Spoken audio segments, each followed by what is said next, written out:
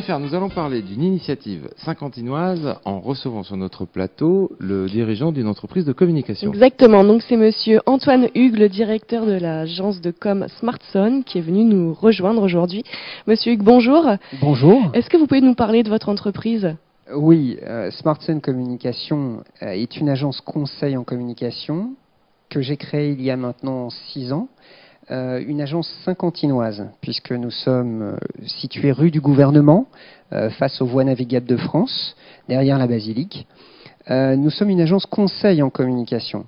Notre mission est, avant chaque type de projet, de travailler le conseil auprès de nos clients et de réaliser différents types de supports et d'actions pour ces derniers. Alors vous êtes issu du territoire saint-quentinois, vous avez fait vos études, une partie de vos études ici, vous êtes allé travailler sur Paris, c'est bien ça ? Oui, c'est tout à fait ça. En fait, j'ai suivi un cursus classique dans les lycées saint-quentinois, un DUT à l'université Jules Verne sur Saint-Quentin, et puis terminé mes études sur Paris dans une école de commerce sur Saint-Germain-en-Laye précisément. J'ai ensuite travaillé une petite dizaine d'années sur Paris et je suis revenu toujours pareil, une petite dizaine d'années maintenant sur Saint-Quentin. Voilà. Alors pourquoi avoir décidé de vous implanter sur le territoire saint-quentinois ? Est-ce qu'économiquement le bassin saint-quentinois est intéressant pour vous ? Alors pourquoi revenir aux sources ? On revient, je pense, toujours aux sources. Quand on y est né, quand on y a vécu. L'idée de revenir sur Saint-Quentin, c'est couvrir un territoire qui, à mes yeux, méritait, ou tout au moins dans lequel il y avait la place d'une nouvelle agence de communication. Maintenant, le territoire saint-quentinois est un territoire diversifié, avec des industriels, des commerçants, des PME, des TPE, avec, pour certains, des projets qui méritent l'intervention d'agences conseils en communication. Donc si on revient sur le métier de base, l'entreprise d'agence de com, est-ce que vous pouvez nous préciser les différentes thématiques que vous abordez avec vos clients ? Alors, avec nos clients, les thématiques sont nombreuses, puisqu'on est agence conseil en communication généraliste. On intervient auprès d'eux tout d'abord dans les phases de conseil et d'accompagnement sur leurs projets, les phases amont tout simplement. Nous allons définir avec eux, selon leur plan d'action, quelles sont les actions, les supports judicieux à choisir pour mener à bien l'opération qu'ils souhaitent mener. Ça peut être une opération matérialisée sous la forme d'un support, comme une plaquette, un dépliant, un site internet, mais aussi sous la forme d'une action, une présence sur un salon professionnel, une inauguration, une porte ouverte ou tout autre type de manifestation. On intervient avec eux sur cette phase amont, on définit la stratégie, le plan de communication, on voit avec eux aussi les notions de budget, puisqu'on dit souvent que dans la communication, la seule limite que nous pouvons avoir, c'est le budget de nos clients. Et en effet, selon le budget, on peut faire des opérations plus ou moins grandes en envergure. Donc on définit avec eux tous ces éléments-là qui nous permettent de leur proposer un choix, puisqu'ils auront au final, de toute façon, le choix avec les arguments qui vont en face du support ou de l'action, et le support qui sera pertinent pour ce qu'ils veulent lancer. Alors, souvent, au sein des entreprises, puisque cette émission est aussi regardée par des chefs d'entreprise, essentiellement aussi, on a le sentiment de croire qu'on peut faire les choses soi-même, que cette notion de communication, on a besoin de communiquer, on va le faire soi-même. Est-ce que c'est une bonne démarche, selon vous, ou pas ? Alors, il est bien que vous me tendiez la perche sur ce sujet, puisque aujourd'hui, il y a des offres qui permettent en effet aux chefs d'entreprise d'accéder à la communication avec des outils simples d'accès. Par exemple, un petit site internet, un petit logiciel pour faire des plaquettes ou des cartes de visite. Il faut savoir que dans la démarche, c'est comme si demain, vous n'êtes pas comptable, mais vous décidiez d'acheter un logiciel de comptabilité pour vous y mettre parce qu'on vous a dit que c'était super facile et que finalement, pendant ce temps-là, vous allez mener une action qui n'est pas celle pour laquelle à la base vous êtes payé, puisque quand vous êtes chef d'entreprise ou directeur commercial, votre vrai savoir-faire, il est dans le commerce ou dans la direction de votre entreprise. Et c'est là où vous êtes bon et c'est là où vous ramenez du chiffre d'affaires. Au niveau du choix de faire soi-même ce genre de support, c'est du temps au moins que vous allez allouer à votre entreprise, mais c'est surtout un savoir-faire que vous n'aurez pas totalement sur le sujet Et donc, esthétiquement, vous allez peut-être trouver ça bien, et économiquement, certainement très très intéressant. Cependant, les choix que vous allez faire ne sont peut-être pas les plus pertinents pour votre action. Et c'est nous qui avons la connaissance et l'expérience sur le marché de la communication qui pouvons dire aux chefs d'entreprise ou aux responsables communication quel support est plus intéressant pour l'action à mener ou quel type d'action est la plus rentable pour l'objectif fixé. Ouais, souvent, on rencontre des chefs d'entreprise qui nous disent « Moi, j'ai créé un site internet, mais j'ai aucun retour. » Ou « J'ai créé des flyers et finalement, j'ai eu personne dans ma manifestation. » Ou même « J'ai créé des cartes de visite ou des plaquettes qui n'attirent pas le regard. » Pourquoi ? Parce que ça se renouvelle, il y a un phénomène de mode, il faut suivre une tendance, la tendance de la mode, des couleurs, des polices, de la manière de s'exprimer. Et ça, c'est vraiment votre cœur de métier ? Alors, on parle souvent d'identité visuelle. Il n'y a pas de mode à proprement dit, il y a des tendances. Cependant, d'une entreprise A à une entreprise B, il peut y avoir des choix différents parce que les produits ne sont pas les mêmes et la cible n'est pas la même. Nous sommes là justement pour épauler les clients et les conseiller, avoir des outils de statistiques qui vont leur permettre de connaître le niveau de retour sur les actions qu'on va mener avec eux, puisqu'il est souvent difficile de percevoir le retour sur l'investissement que l'entreprise aura fait sur un support ou sur une action, surtout quand elle l'a fait soi-même, alors que nous avons des moyens de saisir justement les informations chiffrées qui vont permettre de se dire cette opération nous a permis d'augmenter notre chiffre d'affaires et donc c'est une opération par exemple à renouveler. Voilà. D'accord. On parle maintenant d'une nouveauté concernant Smartphone, le petit 50 chinois. Oui, tout à fait. Alors, vous avez été à l'initiative, il y a de ça quelques mois, dans les boîtes aux lettres, on a pu découvrir ce magazine que je montre là à l'antenne, le petit 50inois. De quoi il s'agit exactement, ce magazine ? Ce n'est pas simplement votre activité, c'est un complément dans votre activité. Oui, tout à fait. En fait, nous sommes partis d'un constat. C'est qu'aujourd'hui, on parle beaucoup du commerce, du e-commerce, au détriment parfois de la relation que l'on pouvait avoir il y a quelques dizaines d'années avec notre commerçant local, qui peut vous apporter plus de conseils qu'un site internet, qui peut vous fournir le produit dans la demi-heure qui suit votre achat, voire même dans le quart d'heure, qui va vous permettre de toucher, de comparer visuellement les produits, et c'est un véritable atout. Sur le territoire sur lequel nous avons décidé de distribuer, c'est le territoire de Saint-Quentin, de sa commune d'Aglo, mais aussi de toutes les communautés de communes qui gravitent autour de la commune d'Aglo de Saint-Quentin, puisqu'on touche la vallée de l'Oise, Saint-Simon, le Vermandois, la région de Guise.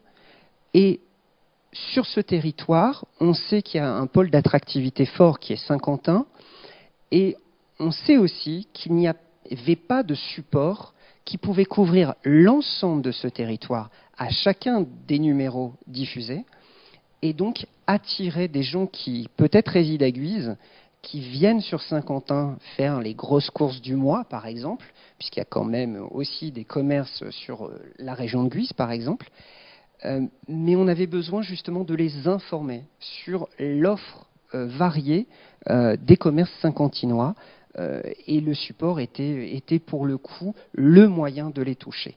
Voilà. D'accord. Alors on a vu justement au sein des émissions de Saint-Quentin TV dans le magazine de l'économie, Jennifer, souvenez-vous, à la Chambre de commerce, une étude qui avait été faite justement sur le bassin de chalandise à Saint-Quentin, et effectivement, plus de 50% des gens qui viennent faire leurs achats à Saint-Quentin viennent d'une périphérie qui est autour de Saint-Quentin, qui va jusqu'à 40 km autour de Saint-Quentin. Ouais, donc effectivement, la zone est très intéressante. Alors, rappelons bien, d'abord ce magazine est gratuit, il est distribué gratuitement. Mais comment fait-on pour concevoir un magazine qui soit gratuit ?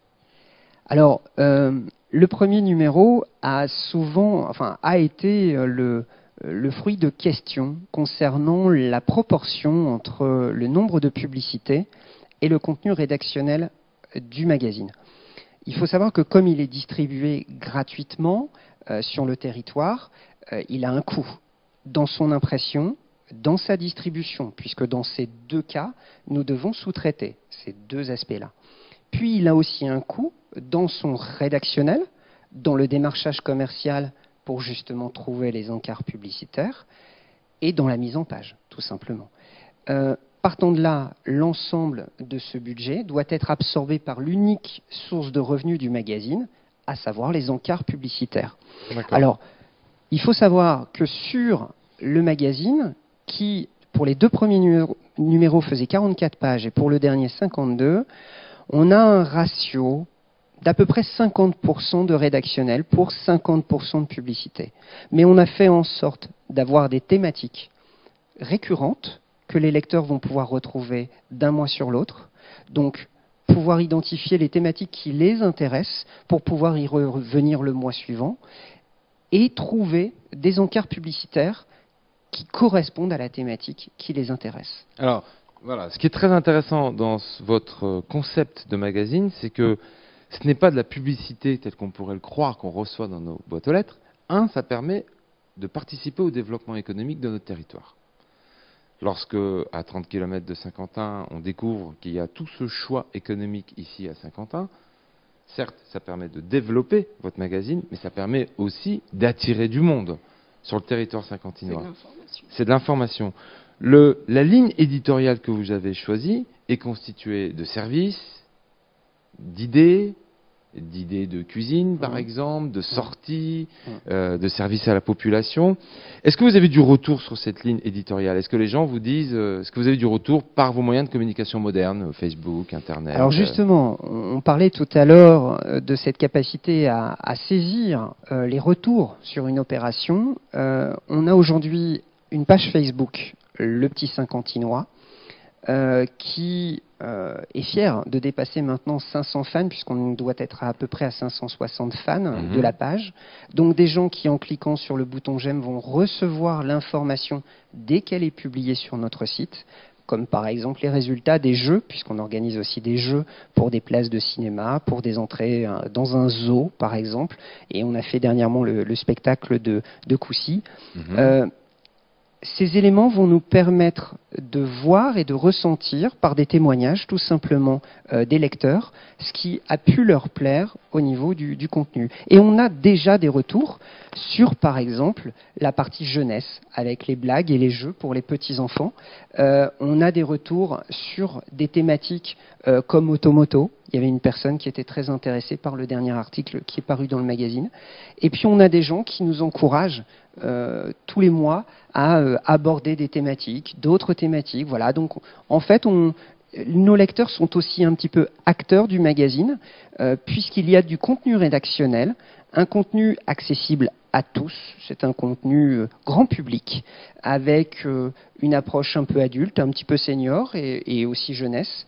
On va avoir un contenu qui touche toute la famille et un contenu mensuel, notamment dans l'agenda des sorties et des brocantes, qui permet de laisser le magazine tout un mois au cœur du foyer, sur la table du salon ou dans des endroits différents de la maison, mais qui va permettre justement de le refeuilleter, de regarder, tiens, on fait quelle brocante ce week-end, et je refeuillette Le Petit Saint-Quentinois et je retombe sur des encarts publicitaires et je retombe aussi sur d'autres pages de contenu rédactionnel. Voilà. À l'ère du numérique, la convivialité du papier, je pense qu'elle est toujours d'actualité, elle ne pourra pas disparaître, même dans une ville numérique. Mais à ce jour, est-ce que vous avez des besoins en termes de développement? Alors oui, le Petit Saint-Quentinois recrute une personne, un commercial plus exactement, capable de commercialiser les espaces publicitaires du magazine. C'est une mission importante dans le magazine, puisque comme je vous l'ai dit, ce sont les encarts qui permettent de financer le support. Nous avons besoin d'une personne pour le moment qui soit capable de rejoindre l'équipe pour nous aider à développer le projet. Voilà. D'accord, donc l'appel est lancé. Si vous désirez participer au développement de ce projet, on prend contact avec vous. On va rappeler vos coordonnées, comment on fait pour vous joindre. D'abord, si je suis commerçant et que je veux paraître là-dedans, comment je fais. Et puis, si je veux répondre à cette annonce est aussi accessible auprès de Pôle emploi Alors, elle va l'être très prochainement. Voilà, donc on en a la primeur. Voilà. Ça nous fait fort plaisir. Si je Vos veux coordonnées. paraître dans ce magazine. Alors, c'est très simple. Nous sommes situés donc 39 bis rue du Gouvernement à Saint-Quentin. Vous pouvez venir nous rencontrer. Il n'y a aucun problème, on échangera sur vos envies, vos objectifs, justement parce qu'un encart, on peut aussi vous conseiller sur le positionnement de l'encart, le format de l'encart, ce qui peut être intéressant, et puis coller aussi à votre budget. Vous pouvez aussi nous contacter par téléphone au 03 23 63 23 63, facile à retenir. Et puis nous avons notre page Facebook, la page Facebook Le Petit Saint-Quentinois, dans lequel vous trouverez un petit bouton message, et vous pouvez à ce moment-là nous laisser votre petit message privé que nous aurons la possibilité de lire. Alors, Voilà. bien sûr, ce n'est pas la seule branche de votre activité. Rappelons aussi qu'on peut se déplacer rue du Gouvernement pour parler avec vous. Rapidement, les secteurs d'activité que vous couvrez au sein de votre entreprise. Alors, Smart Sun Communication, qui est l'entreprise, puisque le Petit Saint-Quentinois, ce n'est qu'un produit. C'est un plus. Voilà, Produit, c'est un oui. produit. Le Smart Sun Communication, je parlais de la partie conseil tout à l'heure, mais en aval de cette partie conseil, nous avons l'identité visuelle des entreprises, logo, charte graphique, ligne graphique, branding, c'est-à-dire la recherche de noms de produits, par exemple. Nous avons tout l'aspect print, édition, à savoir plaquettes, catalogue, invitation, dépliant, tout ce qui peut s'imprimer, en fait, tout simplement. Nous avons ensuite la partie multimédia, dans laquelle nous regroupons le web, la photo, la vidéo. Puisqu'aujourd'hui, un site web a besoin d'éléments médias pour vivre, il faut l'agrémenter de photos et de vidéos. Donc on propose aussi ces prestations qu'on réalise par nos propres équipes. Nous avons la partie signalétique, où là nous faisons du covering véhicule, de l'enseigne, du panneau, de l'enrouleur pour la présence de nos clients sur des salons professionnels par exemple. Et puis enfin nous avons la partie événementielle. Et sur celle-ci, en fait, nous pouvons organiser au nom de nos clients un événement clé en main et coordonner l'ensemble des prestataires ou les aider à participer à un événement comme un salon professionnel sur lequel ils auraient pu louer un stand, et on va s'occuper avec eux de l'animation pour animer leur présence. Uniquement dédié au monde de l'entreprise ou aussi pour le particulier? Non, on reste B2B vraiment. Alors, pas forcément les entreprises, mais aussi les collectivités locales, les structures publiques. On travaille avec la Chambre de commerce, par exemple, de Saint-Quentin. On travaille avec la Maison de l'Emploi. On travaille avec l'Office de tourisme de Saint-Quentin. Voilà, c'est des exemples de structures publiques avec qui nous pouvons aussi travailler. Très bien. Eh bien, écoutez, merci beaucoup d'être venu sur notre plateau pour partager votre expérience de développement saint-quentinois et puis donner aussi des idées. Combien d'années que vous êtes créé? Ça fait un peu plus de 6 ans. Voilà. Comme quoi, les initiatives saint-quentinoises marchent et bravo pour votre réussite. Merci beaucoup. Et puis, on espère que votre appel de la recherche d'un commercial pourra aboutir. Jennifer, on se donne rendez-vous la semaine prochaine. Oui. Pour une nouvelle émission. Merci beaucoup de nous avoir suivis et à la semaine prochaine.